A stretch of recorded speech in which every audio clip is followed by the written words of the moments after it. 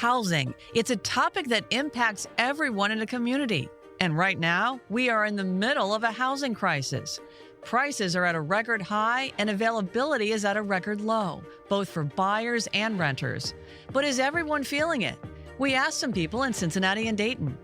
I don't want to say it's a crisis, but there are a lot of people that want houses and can't get them. With affordable housing, maybe. Years ago, they were very affordable, $500, $600. Now, I pay $1,400 for a 3-bedroom apartment. If they want people to stay here, and if they want people to have a better life, then do something. Help us. The challenges in affordability and availability are real for home buyers and renters across most income levels. So what's to be done? What are the solutions? That's what we'll be focused on here in this new podcast. Today, a look at how the port in Cincinnati is adding to the available stock of affordable housing by reclaiming single-family homes from out-of-town investors, making more homes available to local buyers. I think the city of Cincinnati, our goal is to level those playing fields and to reduce as many barriers to home ownership as possible. We'll hear from potential buyers, real estate partners, and the port's leadership about this innovative approach. This is Brick by Brick, solutions for a thriving community. Brick by Brick is made possible thanks to leading support from Deborah and Robert Chavez and Greater Cincinnati Foundation, with additional major support from AES Ohio Foundation, Lori Johnston, Susan Howarth Foundation, the George and Margaret McLean Foundation, Diane and Dave Moshe, the Dayton Foundation, the Robert and Adele Schiff Family Foundation, and more. Thank you. Welcome to Brick by Brick, where we highlight solutions to community issues in Southwest Ohio. I'm your host, Ann Thompson. It's episode 1. We're so excited that you're with us as we get started on this journey around solutions. To start this brand new initiative, our team will be focusing our coverage this year on the housing crisis in our corner of the tri-state region. What are the core issues? What are the fixes? How are they working? What are the limitations? And maybe most importantly, what can we all learn from their success or failure? As you heard in the intro, the idea of a housing crisis may resonate differently depending upon your circumstances. At the core of the challenge for home buyers, renters, and other stakeholders, including those who may already own a home, are problems of affordability and availability. Even though these two issues certainly overlap and impact each other, let's just take a moment to define what we mean. Affordability first. Gary Painter is professor of real estate at the University of Cincinnati. So when we think about affordability, we're typically just thinking about how much of your income is going toward your rent.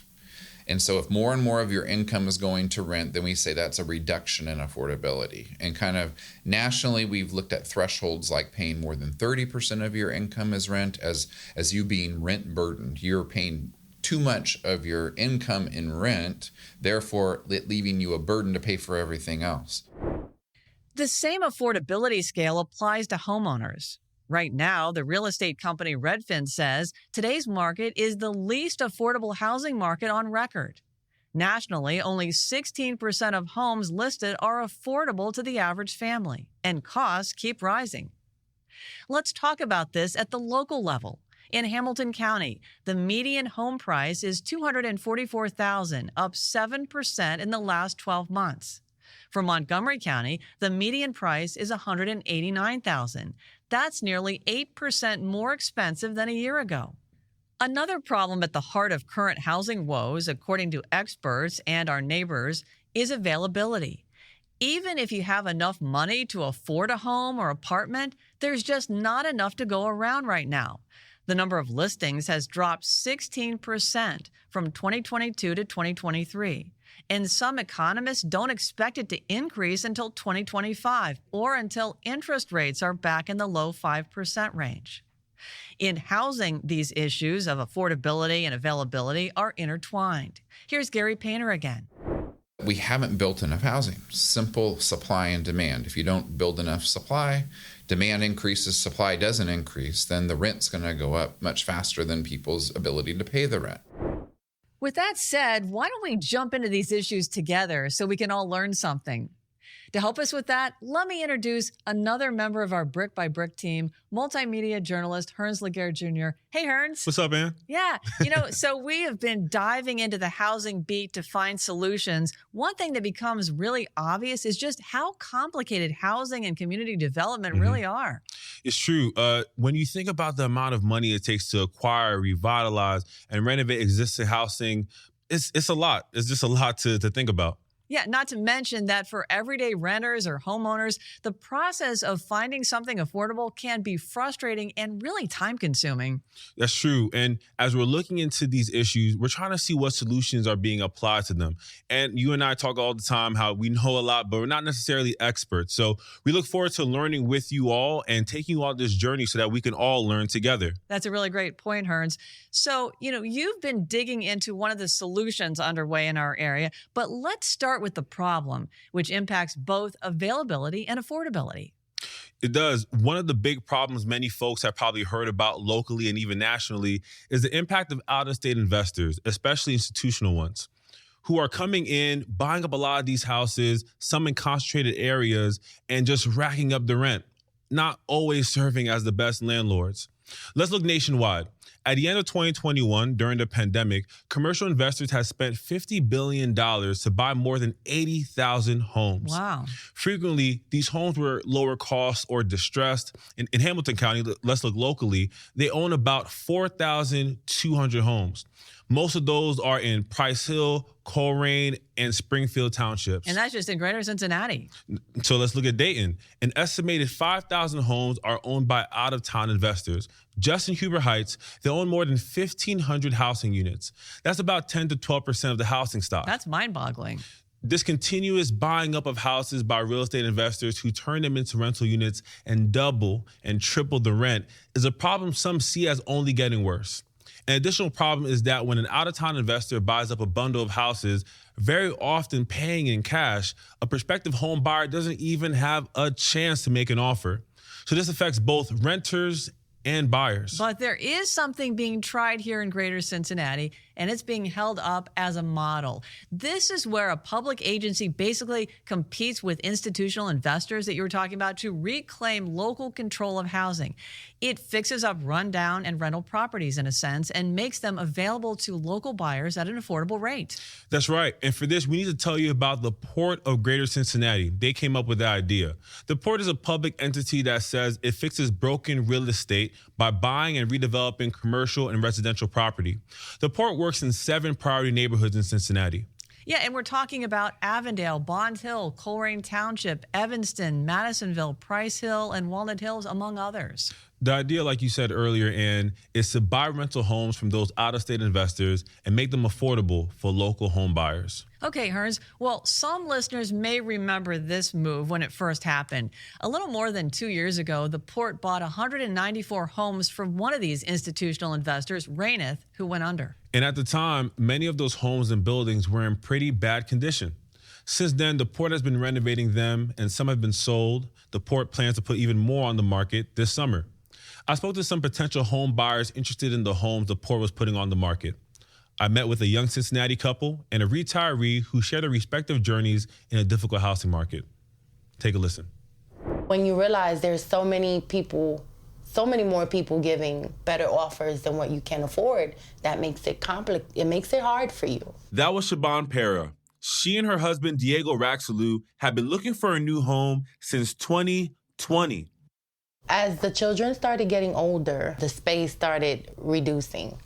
And then we realized that this is never going to be ours. We tried to stay in, the Cincinnati, the area Cincinnati.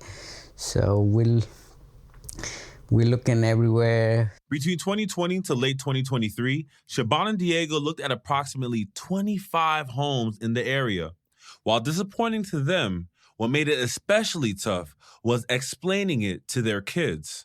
The majority of the time they would say, I'm tired. Sometimes we would go to see homes and it would be 5 in the afternoon and they would get off the bus. Let's stop at McDonald's and get something quick or pizza or whatever, because we have a a home to go view, and then they will be in the car and they'll say, well, yay, this is finally it, and all excited. They kids, they got emotion. Today he wants his room. Yesterday she wants his room. It's difficult to have a home or buy a home too. Whether it's trying to find a new home to accommodate your growing family, or in Ella Carr's case, waiting for a home that isn't on the market, the options in this housing market are slim when the budget is tight.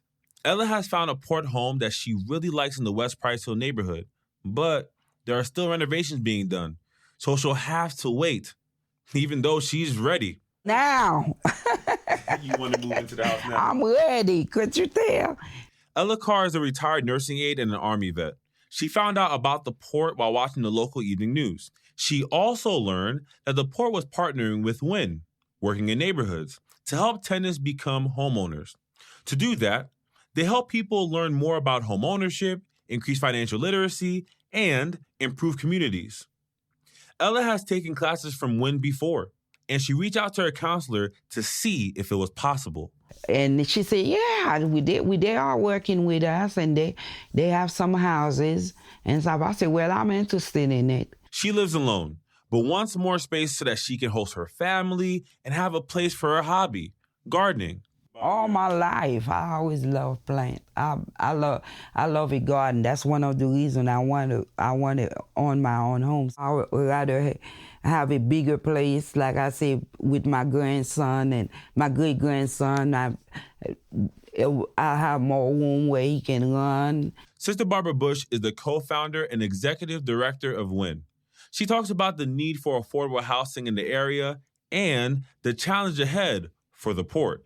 So a starter home that is in a price range that is somewhere between $140,000 and $200,000 is a necessity. In terms of the port, sure, we all learn in a process. And they will be the first to tell you that they had never done anything like this. Learning how to rehab a whole chunk of buildings that they weren't expecting to rehab, is difficult. The port is revitalizing these homes to create a pathway to home ownership. Andrew Fisher, senior construction associate of the port, shares why the process might take longer than originally expected. We really found out that we had to take a step back, reassess how we're going to prepare these homes for future sellers, because we did not want to give homes to new residents that looks great from the outside, but didn't have a hot water heater that was going to last more than 4 months. Of the 194 homes purchased, 110 are still rent-occupied, 71 are vacant, and more than a dozen have been sold. 33 of the vacant homes are renovated and ready for sale. Ella is hoping that the home that she's interested in comes on the market soon. I'm ready. I'm trying to be patient. I'm praying, if it's for you, it'll come. Shaban and Diego were patient as well. In October of 2023, the couple met Rachel Thompson, a real estate agent from the Greater Cincinnati Realtist Association. The Realtists are a group that works to secure equal housing opportunity for local residents. In the fall of 2023, the port partnered with the Realtists in order to make homeownership more accessible and affordable to all Cincinnati residents, especially minority and first-time buyers. The Realtists are responsible for 25% of the port homes. Rachel has been working with Shaban and Diego for about a year to help them find a new home. I mean, a lot of properties we would see either at their price point, but because the interest rates kept changing so much, their affordability changed so much. So honestly, that's why this port property was absolutely a godsend. In October of 2023, Rachel reached out to Shaban and Diego with some new homes from the port. And Shaban responded, I'll look at them whenever I can. And I started looking through a lot of the homes that they have on their upcoming homes or homes to be on the market and whatnot. And I said, oh my gosh, these homes look nice. I might as well, jump and see what's on there. Instead of having to bid, the port financially met Shaban and Diego where they were. I was really excited about it because I knew that I wasn't gonna have to give another offer on it. And I know that it's based off of your income. I asked Rachel what it would mean for Siobhan and Diego to finally get the keys to their home. Oh, that makes me so teary. I think it's gonna mean a lot for them. They're a family that's really deserving, and their kids are always just like so happy whenever I see them. A home full of memories that they can create is always really exciting. On February 23rd, 2024, Siobhan and Diego closed on their port home. They can finally call themselves homeowners. I feel right now like relaxed, so we did already, we signed. Oh my God, I'm so relieved now. Because now I can walk into the house and be like, woo!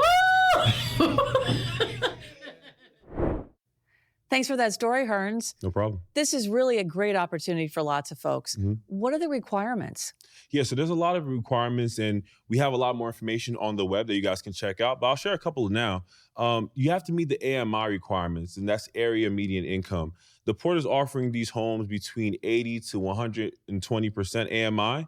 And for a single person, that's anywhere between $57,000 to $85,000. And for a family of four, that's between $81,000 to $122,000. And then the second thing is that they want you to live in the homes for 5 years. That's a requirement because they don't want you to buy the homes and just sell them immediately or rent them out. They want to encourage home ownership in the area. The journey to find a home for Siobhan and Diego seems like it was a really long one. Yeah. What do you think was their biggest hurdle? You know, like we highlighted in the story, being outbid was their biggest obstacle because they had a limited budget and there's a limited housing supply, which, you know, just didn't allow for too many options for them. And that's why, honestly, the port was a godsend for them because they didn't have to stretch their budget to meet what the port was asking for. The port was able to meet them where they were. And then the second thing I wasn't able to add to the story, Siobhan and Diego mentioned raising awareness for people with English as their second language. And I think that was super important, you know, just to let more people know about the program. But I reached out to Tom Milliken, and he shared with me that they work with community councils and WIN to get translators so that they could make the message known to as many folks as possible. What's the latest on Ella Carr? Not too many updates as of now. The house that she's waiting on is still not on the market. And like I shared in the story, because of the extra renovation that had to be done to these homes, it just prolonged the timeline. So, you know, she was waiting for the house this past July 2023. We're in February. She and her realtor are hoping that in the spring of 2024, the home will be ready. Very good. There's still quite a few renters in these homes. Is the ultimate goal to make them all homeowners? You know, that's what I thought, like, going into the story. I automatically assumed that every single person wanted to be a homeowner, especially who were living in these homes. But Barbara Bush from WIN assured me that, you know, that's not everyone's desire. It's either that people don't envision themselves as homeowners because they prefer the renter lifestyle. You know, that's not where they're at right now in regards to raising funds. You know, they have other things that they want to tend to. Or it's, like I said earlier, just not the desire to become a homeowner. So, you know, the only question that comes to mind, I just wonder what will become of their tenant status the longer, you know, that the port owns these homes. Thank you, Hernz. Yeah. We'll check in with you later. No problem. There is somebody who would know the answer to the question, what happens to renters in those homes? Coming up on Brick by Brick, we'll sit down with the leader of the port, Laura Brunner, to hear more about this approach to affordable housing, whether it will buy another batch of houses, and what it's going to take for others to model this approach. Stay with us. Brick by Brick is made possible thanks to the generous support of so many, including Murray and Agnes Seasongood Good Government Foundation, Rosemary and Mark Schlachter, the Camden Foundation, Patty and Fred Heldman, Dee Dee and Gary West, the Stephen H. Wilder Foundation, Judith and Thomas Thompson, a donation in memory of Frank and Margaret Linhart, and more. Thank you. We couldn't do this work without you. Hey, it's Hernz Laguerre Jr., one of the team members behind Brick by Brick. You know, our new show is about solutions for a thriving community, but if you think about it, we all have a different perspective of what a thriving community should look like. That's why we need to hear from you. We want to know what a thriving community looks like to you. Maybe it's more housing, more parks, or stores, or even safer sidewalks. Whatever your vision, we hope you'll share it with us. You can do that by heading to the Brick by Brick show page on cetconnect.org or thinktv.org. There you'll find an audience question button. Just fill out the survey and that's it. We look forward to sharing your hopes and dreams with the rest of our neighbors in future episodes. Thank you. Housing development is not simply a byproduct of economic development, but rather an engine of economic stability and growth. Simply, homes create long-term wealth. On Capitol Hill providing testimony, that's the voice of the CEO of the Port of Greater Cincinnati, Laura Brunner. Welcome back to Brick by Brick. Laura Brunner is with us now in the studio. Thank you, Laura, for being here. Welcome to Brick by Brick. Thank you, Ann. It's great to be here. So many cities heard about your efforts when you spoke on Capitol Hill in 2022. I just want to play another quick clip. This is you describing why this is so important to you. Housing and home ownership are the foundation of everything else in our lives, and for too long, redlining and segregation has stifled Black residents from this opportunity. This has become increasingly hard today as institutional investors continue to crowd out the housing market across the country. That was the outlook a few years ago. Has the picture changed at all since then, in your view, and do you still see the same issues as the core problems today? Unfortunately, I think the core problems are still there. The institutional investors might have decreased the pace of purchase of single-family homes, but it is still a major asset class. And in Hamilton County, we know we have over 4,000 homes that are owned by just 5 institutional investors from other parts of the country. And they're targeted in neighborhoods, low and moderate income neighborhoods, where they have accumulated a significant percentage of the homes, taking them off the market for new home buyers. Let's talk about the CARE program, which stands for Creating Affordable Real Estate, your name for the partnership with the Realtors Association. How many homes have been sold and how many more are going on the market this year? So just about exactly 2 years ago, we purchased a portfolio of 194 homes from one of these out-of-town institutional investors with the goal to convert them over time from rental to home ownership. And we've been working to stabilize the homes, stabilize the renters that are in the homes, and then start the renovation of the approximately 60 vacant homes that we had at the time we purchased them. And then, as you mentioned, we've recently entered into a partnership with the Realtors to be our agent selling some of those homes. The rest of them will sell and market internally. To date, we've sold 14 homes after a complete renovation and have another 7 under contract. Another 7 are listed for sale. And we have plans over the course of this year to finish renovations on another 48 of those homes. Yeah, thank you for that. That is a lot of work. So as you mentioned, then some of these homes have and had tenants in them when you purchased them and you're fixing them up. So what is the port's intention long term? I'm sure you probably don't want to remain as a landlord. Well, it'll be unlikely that we are a landlord for very many of them, but there could be 2 or 3 of the tenants that have been there for a long time that don't want to move, don't want to own. So there's a potential that we remain a landlord for a few of them because we want to be compassionate with the tenants that are in them. But we have engaged with a local nonprofit called WIN, working in neighborhoods, to do home ownership and financial literacy training with the tenants to prepare them for ownership. So we have a number of those current tenants in that program now so that we can sell their homes to them in the future. Yeah, and we're always wondering about the metrics of success. You know, how do you define what success looks like for this initiative? Well, the ultimate goal is that we are selling the homes in good condition because they were in such poor condition when we purchased them. Our goal is to fix the homes up and sell them for home ownership. And so that's the ultimate success, is getting these homes converted from rental properties to home ownership.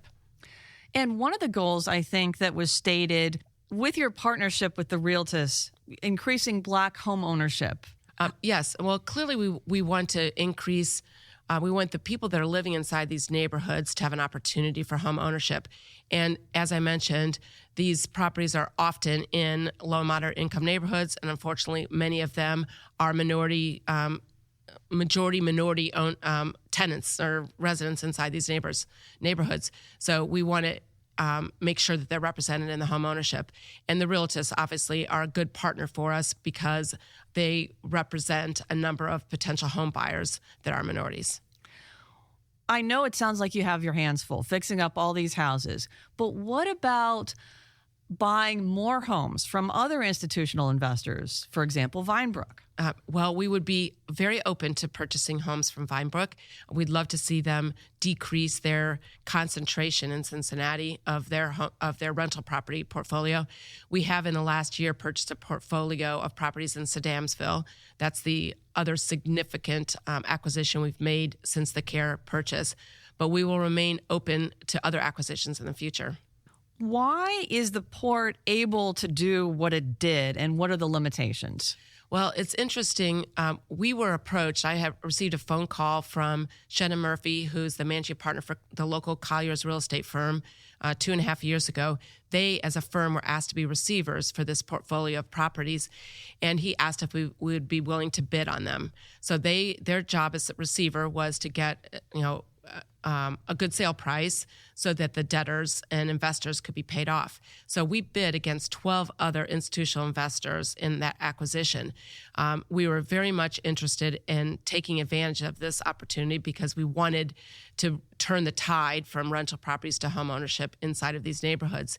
And the reason there are probably two different ways in which we were able to be effective. One is we've been in the residential market here for a long time. The land bank has existed for 12 years. We have renovated and sold homes in these very same neighborhoods for a long time. So we know the markets, we understand construction, we understand the needs of the neighborhood to make it more productive. And then on the other side, because we're a public agency, as a port authority, we're able to issue bonds.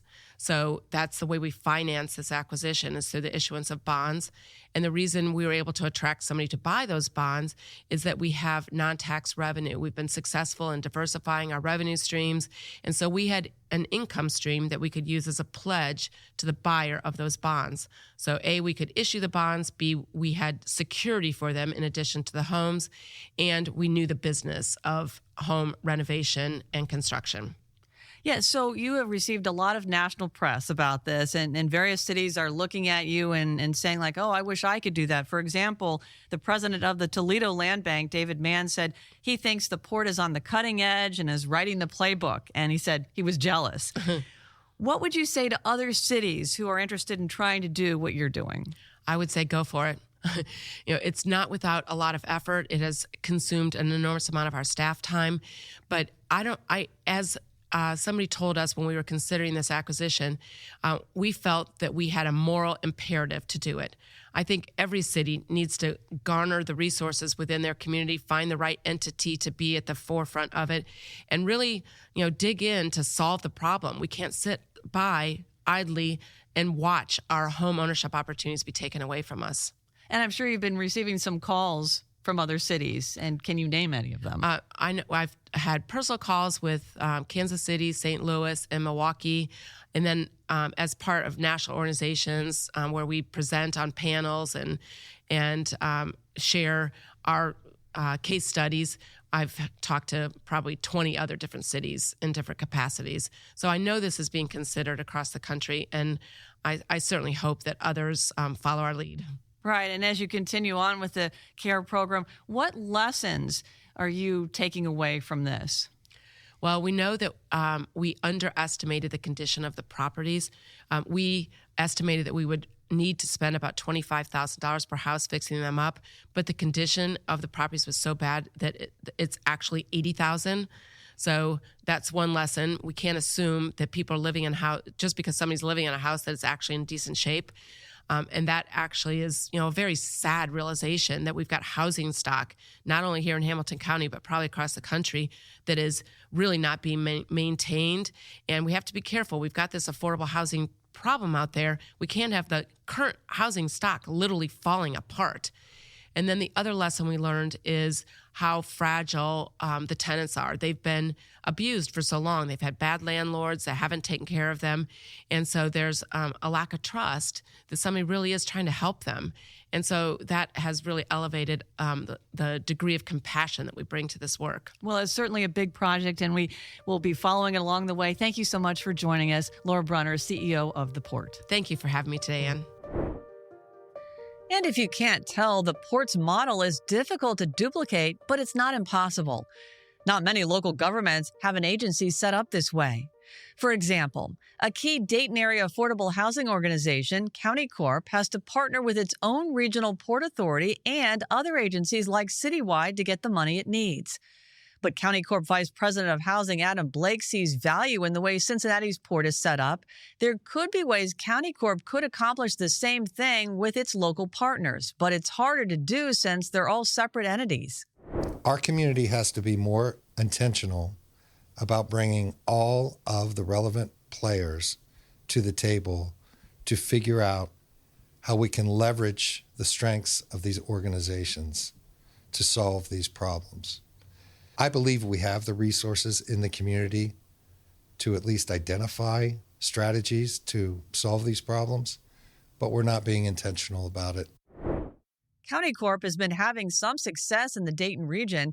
Less than 2 years ago, it bought a portfolio of homes for $2.5 million from an out-of-town investor with a plan to keep them affordable. We have just recently purchased 100 single-family homes that were part of one of those investment partnerships where the residents they told us we haven't seen the property manager in 3 years. We've never seen a maintenance tech. A couple of the houses had literally burned down. Some of them had systemic water in the house issues and other issues that impacted the residents' health. But they were still paying the rent because they had to. Most of those 100 homes had renters, and some units were uninhabitable. County Corp took over the properties, stabilized them, and is now helping the renters buy the houses they live in. Because those homes were originally built using low-income housing tax credits, they have to remain affordable for another 15 years. So even if one of those renters bought the home they live in, they would still have to sell it at an affordable rate. County Corp's purpose with this program is not to promote house flipping, it's to create home ownership among these renters. After that first 15 years of affordability, those residents that are interested in becoming homeowners can then go through our programming at the Home Ownership Center and get set up for success as a homeowner. And in pretty much every case, at the end of the day, they are now investing in themselves, and their house payment is less than what they were paying in rent. This is the most homes County Corp has ever bought at once, and it more than doubled the number of properties in its inventory. So pretty interesting, and something we'll keep an eye on at Brick by Brick.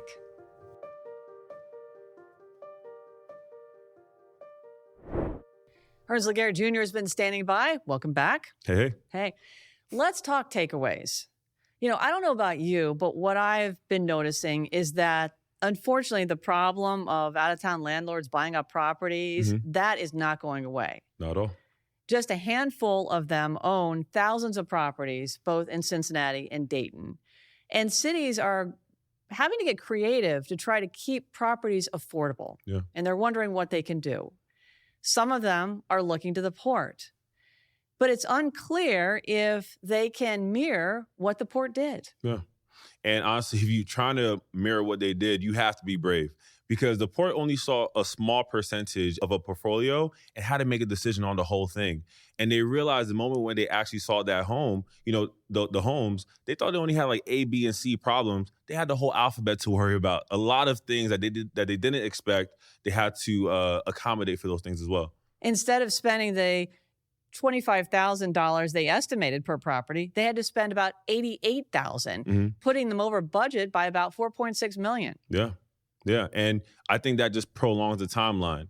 I spoke with Ella, and one of the homes that she was waiting on to be on the market, it was supposed to be on the market in July. It's currently February. And that prolongment is honestly because there's more work to be done. The simple changes they thought they had to do, they realized that they had much more to fix within these homes. So, Hernz, this is one of your first stories in Cincinnati, and you have some local connections. Yeah. You know, randomly in life, I'm reminded that I'm exactly where I'm supposed to be. And I had that experience twice in this story. When I met Shaban Diego, the moment Shaban said hello, I heard the New Yorkness from her voice. And, you know, I'm from New York as well. Got a chance to sit down with Ella. Ella's Haitian. I'm Haitian as well. So, Very you know, cool. Both of those things are a big part of my identity. And, you know, on top of my own personal connections, I think a lot of people can connect with their stories. They're both trying to progress in life. Shaban and Diego trying to be homeowners. Ella trying to get a space that accommodates her and her pursuits and her hobbies. And, you know, they're both working within budgets in this tight market. No matter what your economic background is, no matter who you are, I think you can look into their stories and relate to it. Good point. Thanks, Hernz. Oh, thank you, man. Well, that's our show. Look for another episode in a few weeks. We're aiming to share solutions and reporting like this about twice a month on the podcast. You can also find on-demand audio, video, and print stories as they're available on our webpage, which you can find at thinktv.org and cetconnect.org. And of course, if you like the pod, please subscribe, rate, and review wherever you download it. And share it with a friend or family member so we can all learn about these solutions and figure out the best path forward together. Looking ahead on Brick by Brick, did you know Cincinnati is in the top 10 when it comes to office building to apartment conversions? Dayton also has a number of projects underway. How easy is it to do and how affordable is it? That's next time on Brick by Brick, Solutions for a Thriving Community. For Hernz Laguerre Jr., I'm Ann Thompson. Stay well, and we'll speak again soon. Our show is produced, hosted, and edited by me, Ann Thompson, with reporting and story editing from Hernz Laguerre Jr. Our executive producer is Mark Lammers. Our show consultant is Gloria Skursky. Gabe Wimberly is our audio engineer and mixer. Zach Kramer runs the lights and cameras. Derek Smith is our production specialist, and Jason Garrison is our production manager. Kelly May heads up our marketing and promotions, along with Mike Shea and Bridget Dillenberger. Alyssa Stephenson handles the website, and Steve Wright is our designer. Bill Dean and Andreas Kruja are the engineers for the show, and our chief content officer is Colin Shenamblo. Our music is from Universal Production Music. Brick by Brick, Solutions for a Thriving Community is a production of CET and Think TV, Southwest Ohio PBS member stations.